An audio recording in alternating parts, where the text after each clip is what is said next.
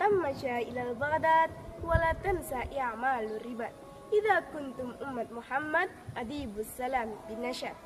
السلام عليكم ورحمة الله وبركاته.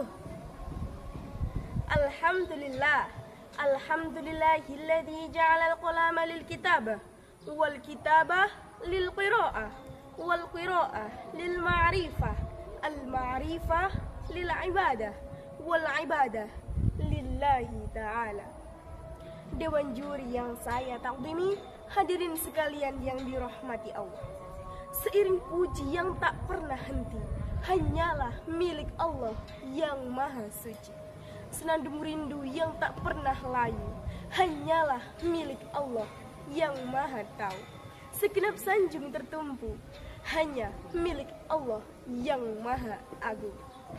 Salawat berbingkai salam mari senantiasa kita sanjungkan kepada mahkota alam, pelipur lara di kala duka, pengobat kalbu di kala rindu, penenang hati di kala tersakiti, yakni Habibana wa Nabiyana wa Rasulana Muhammad sallallahu alaihi wasallam.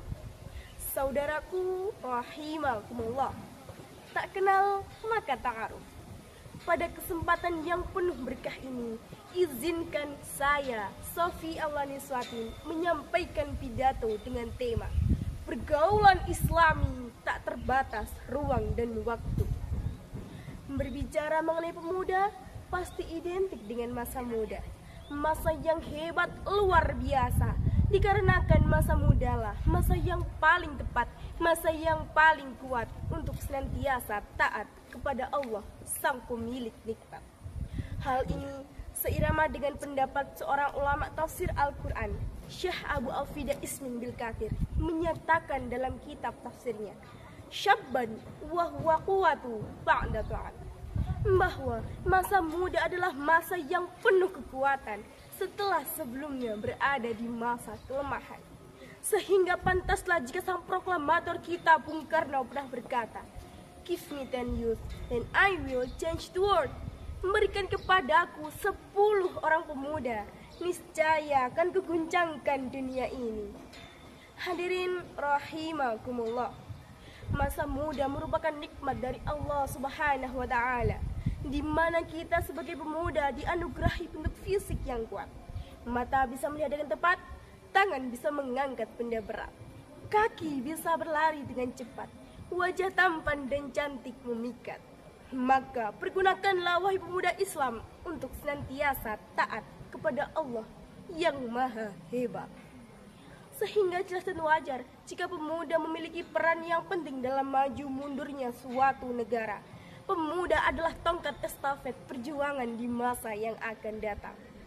Hadirin rahimakumullah, berbicara mengenai generasi muda, marilah sejenak kita melihat di era 90-an, di mana pemuda memiliki semangat yang tinggi sebagai pelopor pembangunan bangsa. Pemuda dianggap sebagai pemersatu bahasa melalui Sumpah Pemuda. Sedangkan hadirin, sungguh miris bukan dengan apa yang terjadi saat ini?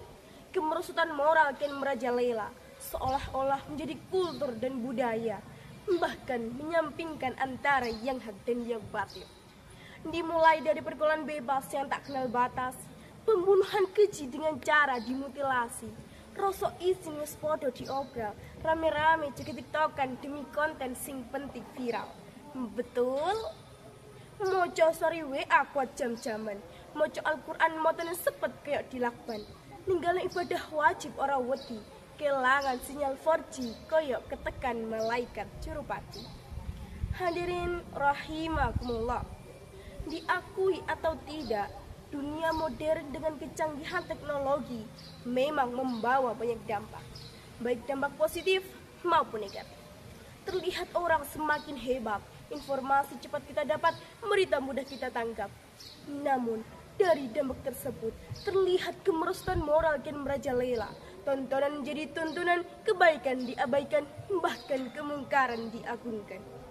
Inilah potret kecanggihan teknologi yang mempengaruhi perilaku kehidupan remaja Islami di era globalisasi ini jika tidak didampingi dengan keimanan dan pendidikan agama. Seperti yang telah disampaikan oleh Syekh Mustafa Al-Ghulayani, salah seorang pujangga Mesir dalam syairnya. Inna fi yadi subbani amral ummati wa fi aqdamiha hayataha.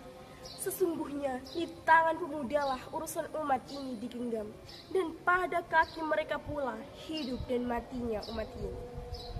Dewan juri yang saya takdimi, hadirin sekalian yang dirahmati Allah. Oleh karena itu, marilah kita sebagai pemuda untuk senantiasa semangat belajar ilmu pengetahuan umum dengan disertai mendalami ilmu pengetahuan agama, sehingga kita menjadi pemuda yang berilmu, beriman, bertakwa dan berakhlakul karimah, jauh dari kemaksiatan, dekat dengan rahmat Allah Azza wa Jalla, sehingga kita hidup bahagia di dunia terlebih di akhirat kelak.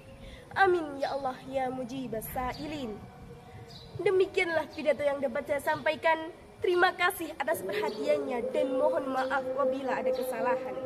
Akhirul qauli hada, makan durian minumnya air putih. Cukup sekian dan terima kasih. Wallahu kullu muwafiq ila aqwamit thoriq. Wassalamualaikum warahmatullahi wabarakatuh.